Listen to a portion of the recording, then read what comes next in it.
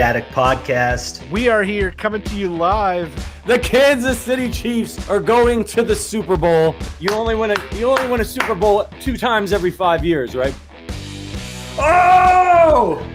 The warm-up act is over. Let's bring in Melissa Etheridge, massive Chiefs fan. Melissa. Super Bowl champion, 2-time Pro Bowler, and Trent Green.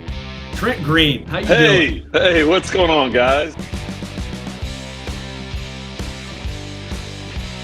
And he picked it up! He picked it up! He's gonna score!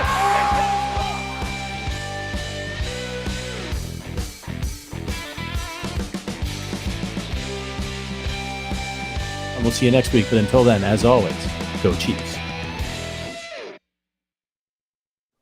Guten Morgen, Chiefs Kingdom, und willkommen beim Arrowhead Addict Podcast für ein Sonderumgang zu meitingen Spielschweinen den Chiefs und Dolphins. My name is Matt Connor und ich freue mich mit meinen Freunden Sterling Holmes und Joe Summers und Patrick Allen as your sign. How are you guys doing on this early morning? Welcome, by the way. Good to see. Man, we got a full house here. I just couldn't. I needed a Google Translate this morning. Yeah. Well, let's take the early pulse, fellas. Full house here. Patrick, we're going to start with you since you're normally not pregame. How are you feeling about the 6-2 Chiefs against the 6-2 Dolphins? I'm nervous. This is a big game. It's a big game for the Chiefs. It's one they need to have. I don't think they want to go into two losses going into their bye week with Philly on the other end of that. It'd be bad news. So they dug themselves a little bit of a hole by losing to Denver. This is it's not a must win for them, but it'd be a very good idea if they would win. Sterling, what about you? I'm great, man. Dude, first off, I'm just so excited. Like, this is once a year, this is great. Every single game, I'm so out. I'm not a morning guy, as you can tell by my robe and coffee. I just rolled out of bed. But the Chiefs will not just be rolling out of bed, even though the Chiefs got to Germany late. They got there Thursday, right? Miami got there a few days before. They're not going to just roll out of bed. This is Andy Reid knowing what has to get done. He is going to be well prepared. Him and Spagnuolo are going to have a great plan against Tyreek Hill. I'm very excited for this game. It's not a must-win game. I hate that moniker. Unless it's a actual win or go home game, it's not a must-win game. That, to me, is one of the most overused tropes in sports, but it's a big game for Kansas City on one of the biggest stages. All eyes on Kansas City. I'm very excited. Well, this is a must-win game for me. No, I'm kidding. Not at all. I'm fired up. I'm bright-eyed and bushy-tailed this morning. It's going to be a beautiful day. I'm fired up to see us play against Tyreek for the first time. Obviously, put last week behind us, but this is a great litmus test, not only for this defense, but for the team as a whole. The Dolphins are one of the biggest competitors in the AFC, so to see us play them on a neutral field, I'm pumped. You got all the storylines. We're up early. We got to sleep an extra hour, daylight savings time. It's going to be a good day. Man, love the energy, Joe. I want to come back to you. First of all, just in the comments, people are making note of your robes and the general unshavenness of all of us, except for me. By the way, my wife would leave me if this is like marital insurance for me. So I'm sorry to the month of November, but that's the way that goes.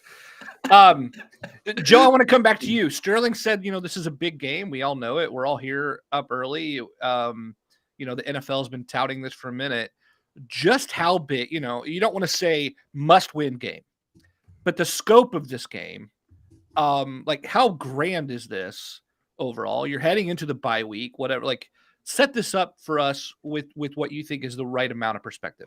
Well, so on top of wanting to rebound from last week's performance, a win today would give us the tiebreaker and a game lead in the standings over both Jacksonville and Miami, which is huge for our pursuit of the number 1 seed, obviously. And Tua Tagovailoa is second in MVP odds right now to Patrick Mahomes, so it's also an opportunity for Patrick to put his stamp on the MVP race. Going into the bye week next week would feel a hell of a lot better with an international win than coming off with 2 straight losses.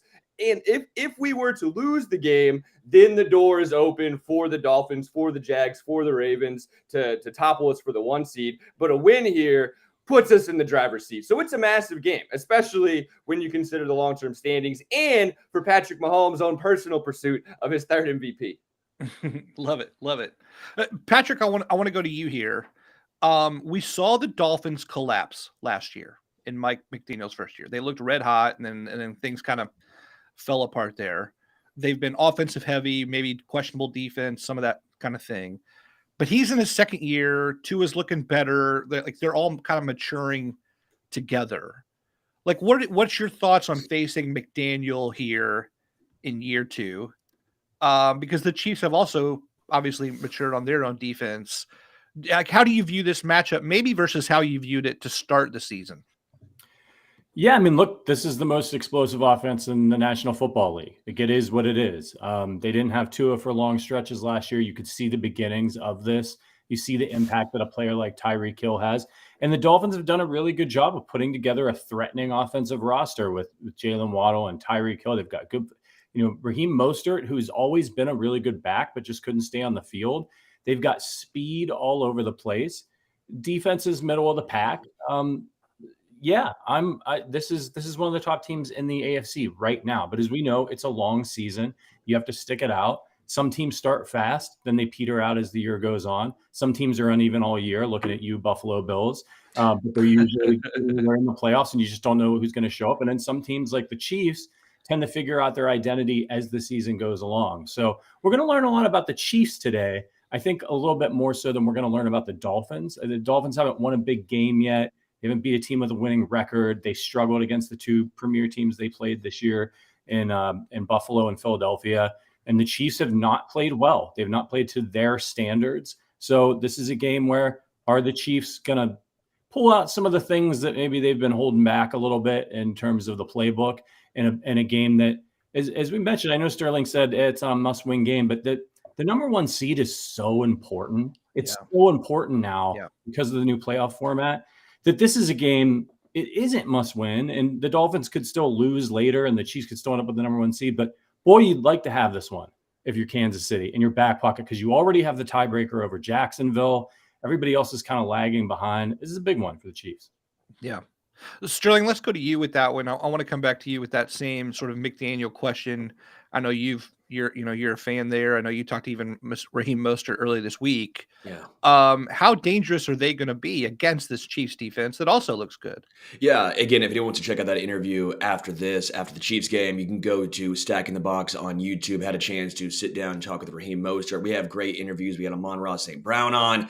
Just recently talked on Friday with Emmitt Smith. So a lot of stuff there on Stacking the Box, part of this great company as well, partnership with Arrowhead Addict. But yeah, Raheem Mostert is so electric. But what I will say is no Devon Achane, that 1-2 punch, thunder and lightning. I guess they're both kind of lightning in one sense, right? Both out dudes running 4 threes out there. No Devon Achane is a big loss. Offensively, though, I still think the biggest chance the Miami Dolphins have of having success is on the ground, which is weird to say about this Miami team.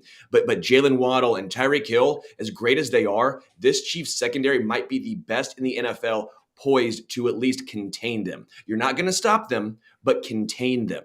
The Miami Dolphins are number 1 in the NFL in rushing on the ground. Now, part of that is inflated, obviously, with the Denver game, but they are still very effective. What Mike McDaniel learned over with Kyle Shanahan in San Fran, that outside zone run, he's implemented well in Miami. They're having a lot of success. The Chiefs need to be on their game, trying to slow them down. No Nick Bolton. Again, that is a big one here. Yeah. Before we go into any further, I just want to give a shout out to our friend Evan Warner here. Thanks for the super chat, by the way. Evan's always just such a great support. So Sterling's been planning to wear that robe for weeks. Love that you stuck to it. I love it. It's every morning. It's my every morning routine. I wake up, I roll downstairs, make some coffee. This is a nice mug here. It's hide and seek champion with Bigfoot on it. Throw the robe on and have myself a day. I was hoping you would say every heffin' morning is what you should say in that robe, right? Patrick, let me go to you on this one. The inactive lists are out. No real big surprises for the Chiefs, because in advance we already knew Clyde Edwards-Helaire had an illness or sickness. He's out. He didn't even fly with the team. We have Mike Caliendo. on the offensive side, and then 3 D linemen, B.J. Thompson, the 5th-round rookie, Malik Herring, and Neil Farrell, who was acquired to sit for some reason in the preseason. And then on the Dolphins side, just to complete it, wide receiver Robbie Chosen, quarterback Skylar Thompson, cornerback Kelvin Joseph, safety Brandon Jones, and then there's Robert Hunt, who's actually a starter on the O-line there. Patrick, why don't you walk me through like any surprises there for you? Willie Gay is playing despite being questionable. But what are your thoughts on the way the Chiefs are lining up into this and even like maybe Clyde being out? Yeah, well, I think they left Clyde back in Kansas City because he was ill. So smart move not to put him on a plane. I could be wrong about that, but I don't think he came. Although I am worried that Andy will find some way to give him at least one carry. I know he's in Kansas City and he's not in Frankfurt, Germany, but maybe they'll wheel like remember back when you were in school and they used to have the big like 50-pound TV on the cart. Andy will wheel that out onto the field. It'll move about the same speed as Clyde, and then they'll pop him up on the screen and they'll give him one carry and just tip that thing over there for a loss of 1 yard. That fears aside, look, this injury report's good news for the Chiefs. If you ask me who is going to be really, really important in this game for Kansas City, I think one person that would be under the radar is Willie Gay Jr. They need his athleticism and speed at the linebacker position. As Sterling mentioned, Nick Bolton's out maybe until the playoffs for Kansas City. So having Willie Gay Jr. out there is going to be key because if I'm the Dolphins, I am going to try to run the hell out of the football against the Chiefs. I'm looking at that tape from Denver last week. They had a really good game plan. Yes, you have all the fireworks, and the Chiefs have to respect that, just like every other team that plays the Dolphins. They have to respect the speed and the wide receiver and the ability here. And if the Dolphins can run the ball in this game, it's going to be a long day for the Chiefs. And the Chiefs know it. Justin Reed talked to the media earlier this week and said, I think the best way to stop their passing game is to stop the run on early downs. So that's what they're going to have to do. And thank goodness Willie Gay Jr. is out there. As far as the Dolphins injury report, look, I'm not really too worried about the Chiefs defense in this one. The Dolphins are going to get theirs. They're explosive. The Chiefs defense is going to hold up there into the bargain. It's the Chiefs offense for me. Can the guys that they do put out there, since they're all healthy, actually make an impact and score touchdowns in this game, or are we going to see a repeat of last week? If we do, it's going to be a bad morning for all of us. Joe, let's go to you. What do you think of that, and what else would you add? Well, I think he makes a good point, and I am also not particularly worried about the defense in this game overall. I know that we have a weakness with our rush defense, but Willie Gay being in there makes me feel good. Buffalo demolished this Dolphins team 48-20, despite ranking 31st in the NFL in opponent yards per rush attempt. So they were worse at rush defense than we are, and they still demolished them. We're talking about the big game for the Chiefs, but I actually think it's a massive game for Miami because it's an opportunity for them to prove that they can win in an uncomfortable environment. Great point. We've seen them be really successful in the warm confines of Miami, but they're only 2-6 in their last 8 games away from home, 1-7 in their last 8 games as underdogs. So this is an opportunity for them to show that they can win outside of Miami. But the fact that they haven't, and that we've seen Pat, Kelsey, Reed and company win repeatedly in uncomfortable situations makes me really confident. And you guys touched on it a little bit, but there's no defense that's better suited to stop Tyreek Hill and Jalen Waddle than L'Jarius Sneed, Spags, and company. Like if you look at us against number 1 wide receivers, Keenan Allen had 55 yards, Justin Jefferson 28, DJ Moore 41, Calvin Ridley 32. Like we've been dominating them. So I expect the defense to show out, and we just need Pat, Kelsey, and Reed to be comfortable in an uncomfortable situation. Sterling, I want to go to you for this. Tyreek Hill has certainly had this circled like since the schedule was revealed, right? But we've had bulletin board material for the last 18 months, really.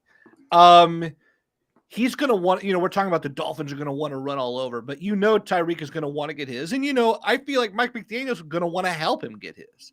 How much are we going to see Tyreek today? Is that motivation going to carry them any farther than they already would have been able to go? No, I always think that's a little bit overblown, right? Because if you can't get up for a game against the number 1 team in the AFC, if you have to have a little something extra, come on. These are NFL athletes at the highest level. They were already going to be amped up. Maybe we'll see an end around. Maybe we'll see him try and get involved a little bit more in the underneath game. But No. I mean, and I will give Tyreek Hill this. I think he knows what he's doing. Like, he's trying to play the heel. He's trying to be a villain, if you will. It's good for his podcast. It's good for his aura that surrounds him, right? He's trying to do this. He's trying to rile Chiefs fans up because what does it do? It puts his name more into the media. It gets him larger and larger and larger. He wants to be up there with Justin Jefferson, Jamar Chase, and he wants to have this Travis Kelce type off the field image as well. But he's trying to be the villain about it. And he does a damn good job with it. One thing I do want to bring up just very quickly in regards to Miami's defense here. The Chiefs should be able to take advantage of them. I fully believe that the Chiefs have the advantage in the trenches. But what it comes down to for me, Jaylen Phillips is healthy, right? Jaylen Phillips is back and healthy, and he's a very good outside linebacker. So if you want to watch out for one Miami guy that the Chiefs need to neutralize, Jaylen Phillips. And also Jalen Ramsey's back. He had one game last week and played very well. And also Xavier Howard. I mean, the Miami Dolphins are getting healthy against the Kansas City Chiefs. Now, how many times do we say so-and-so is back to play the Kansas City Chiefs? It feels like every single week. It's crazy. That's so true. They also have Christian Wilkins. They've got Bradley Chubb. I mean, this is not like the Chiefs' great defense against the Dolphins' great offense. The Dolphins have playmakers on the defensive side of the ball, and could make things difficult. Speaking of that, coming off this loss to Denver, Patrick, I'm going to come back around to you. You know, that was like a very unexpected loss, and I think, you know, we all were like just, you know, getting upset, whatever, you know. At the same time, do you think that was, you don't want to say a loss was good, but that was definitely a wake-up call. And if you heard Travis Kelce on his New Heights podcast this week, you know, he went off. You know, he was like, man, that was unacceptable for us. And, you know, we got to, like, when he talked about the sputtering offense, and then he said, look, if we're sputtering this late into the season, it was almost like, yeah, we expect to do that into week 1. But if you're doing that in week 8, we got real problems maybe. So, you know, you think they're going to attend to those, but then this is also a wonky week with travel and limited practice and that kind of thing. What was your take on sort of coming out of the loss? Could that be a good thing here for the Chiefs? Yeah, absolutely. I think it can. And just real quick, just because we mentioned Jalen Ramsey, I'm not worried about Jalen Ramsey. As far as I know, Jalen Ramsey is still at Arrowhead Stadium on the field looking for Travis Kelce after what Travis Kelce did to him last season when they played the Rams. Absolutely humiliated the man. Look, I do believe in good losses. Failing in life is how we learn and how we grow.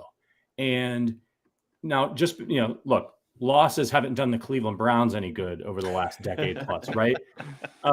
You have to have the ability to grow. And those teams and bad teams that lose generally don't. They just don't have enough talent.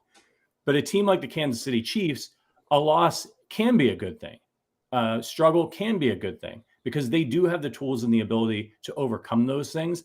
And so they're like a really awesome sword that just needs a little bit of sharpening throughout the course of the season.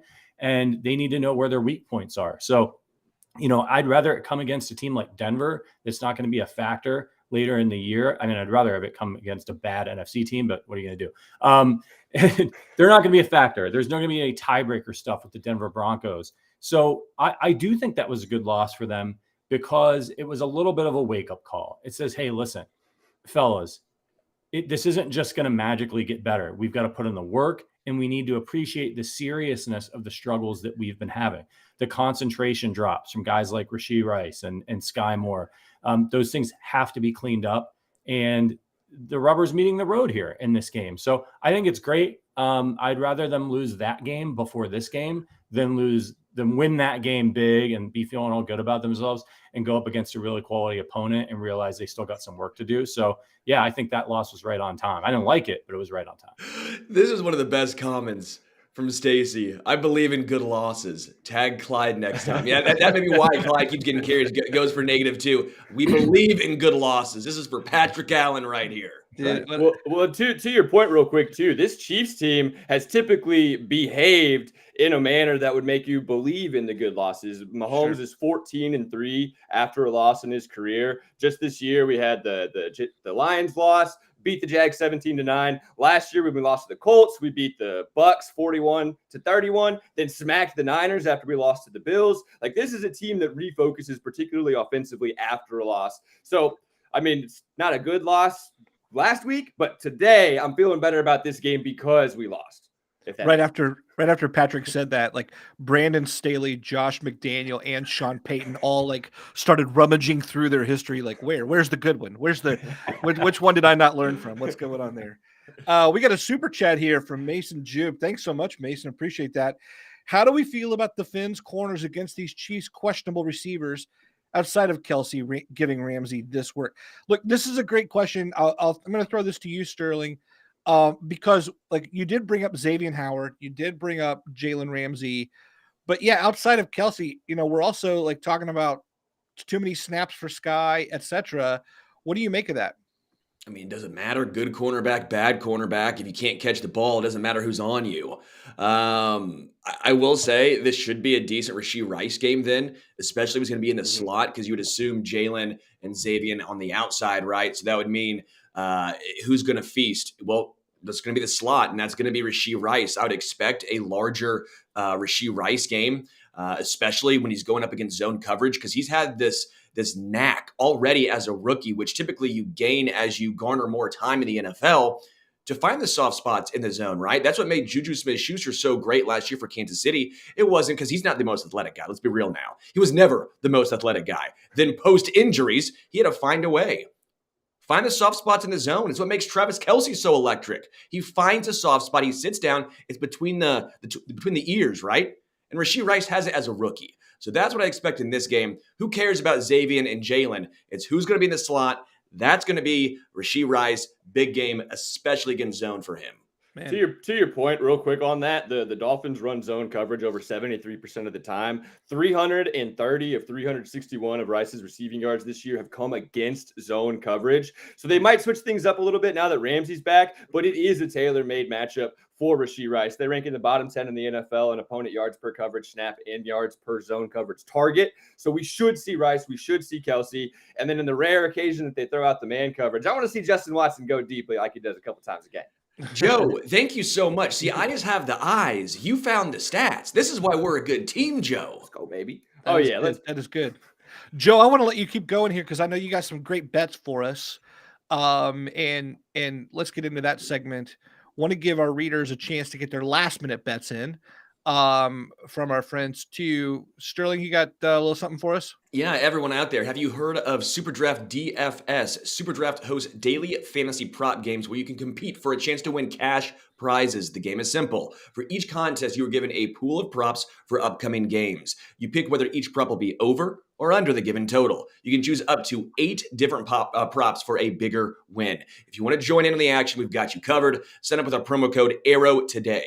Receive a deposit match up to $20. You will also receive a free pick in your first game. Think of it like a free square in bingo or a free leg to a parlay. Using code ARROW when signing up not only gets you these great rewards, but also lets you directly support our podcast. So make sure to use promo code ARROW when you sign up. This offer is available to new customers who are 18 plus, 19 plus in Alabama, and 21 plus in Massachusetts, and physically present in valid states. Please remember to always gamble and game responsibly. Check the episode description for the full terms of the offer. Well, now for a few bets, these last second bets, so we've touched on a few of them. First, I think the Chiefs cover the -1.5. I think that we're going to win by around a touchdown. The Dolphins, mentioned, they don't win in uncomfortable situations, and until they prove to me that they can, just 1-7 in their last 8 games as underdogs. They crush at home, 2-6 in the last 8 games on the road. The Chiefs have been here before. They've done this before, 14-3 straight up after Mahomes' career. Give me the Chiefs to cover the 1.5. I like Rashod Rice to hit his receiving yards total. He's cleared at least 56 yards 3 straight weeks. Seen his snap counts go up. I'm taking him over 44.5 receiving yards. Also taking Pat to have a big game, over 285.5 passing yards. The Dolphins give up 7.4 yards per pass away from Miami. So Pat should have a big game. He's been throwing a ton this season. I expect him to hit his rushing prop over as well. He's hit it in 6 of his 8 games so far.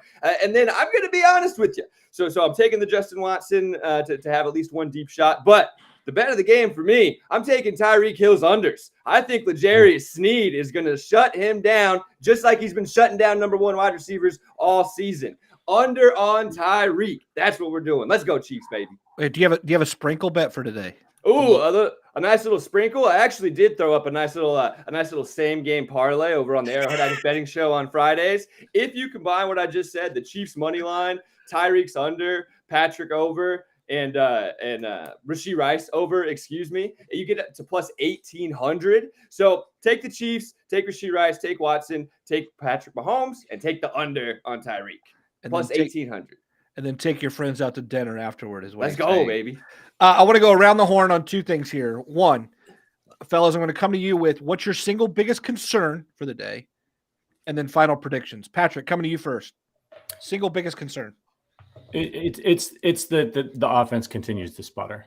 I think this is a game. I like Joe's bet. I don't know what the number is on the over on Patrick Mahomes rushing yards, but I think this is one of those my dead body games for Mahomes where he's going to go all out after last week because he really wants to win it. So he's going to rush, and he's going to do that more if the offense can't get moving and he needs to convert. So my biggest concern in this game, honestly, and I even hate to bring it up, but is that Patrick Mahomes gets injured. That's my biggest game because I think he's going to play it like a playoff game. I think he's going to run the football a lot, and he needs to be kicked. That's just always dangerous, right? And you'd rather him not really have to do that at all in the regular season. So I hope the receivers get going so he doesn't have to run. Boo that man. Don't even throw that into the air. I hate everything. Yes. That's what my biggest concern is. That's my biggest concern. Boo. Sterling, what about you? I think gashed on the ground still. I know I said it earlier, but that's what really has me nervous because I do think the Chiefs have the ability to at least slow down the Miami vaunted passing attack. Again, you're not going to stop them. I'm not saying they hold Tua to under 200 yards passing. What I'm saying is I think they can slow them down, make it very difficult, be very physical. I wonder if Joshua Williams has a nice game here, being very physical at the line of scrimmage. Especially if you want to have safety help with him on Tyreek Hill. That wouldn't shock me a lot because you're not going to go one-on-one realistically with Tyreek. That allows you to have L'Jarius Sneed one-on-one with either Jaylen Waddle or someone else. If you do that, you can have Joshua Williams very physical at the line of scrimmage and safety help over the top. Just trying to play a little 3D chess here in my mind. But again, I would say is trying to stop the run, the outside zone with no Nick Bolton, Willie Gay Jr., Drew Tranquill, who's a little bit lighter, and then Leo Chenal. You're going to have big games here. Yeah. Joe? I would echo that sentiment. The biggest way that we lose to me is if Miami controls the clock and Mostert goes for over 100 yards. I'm confident in the defense overall, but I could see a scenario where Mostert just runs it down our throats and then we don't touch the ball that much. Couple bad offensive drives, poor red zone efficiency. So I can see that. The number one thing for me offensively is going to be red zone production. We were terrible against the Broncos last week. We were really good against the Chargers in the red zone, and we won by 14. So if we finish drives in the red zone, I'll feel confident, and that's going to be the biggest point of emphasis for me going into the game. Man, I'll just throw this in. Chiefs are one of the slowest pass rushing teams effectiveness in the league. I think they're like bottom 5, take the longest to create pressure, although they create a lot of pressure. That's good on the secondary. But to a team that throws as quickly as the Dolphins get the ball out of Tua's hands, it could spell trouble. Secondary is going to have to lock those guys down for at least the first 2.5 seconds completely for us to get home there. I think that's the difference in this game. Let's go around the horn. Final prediction. Sterling, to you. Get first word.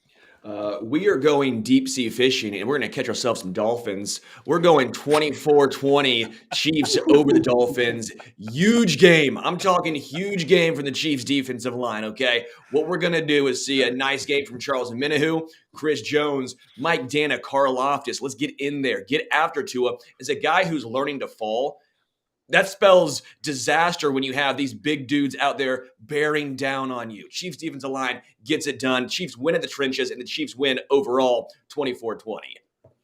Man, by the way, I love a good joke that you've been waiting 30 minutes to use a prop for. I also had a Bass Pro hat just in case. I didn't know which one I was going to go with. It was a game time decision. Joe, let's go to you. What do you got? I'm gonna impromptu my prop as well. I just grabbed it off the desk.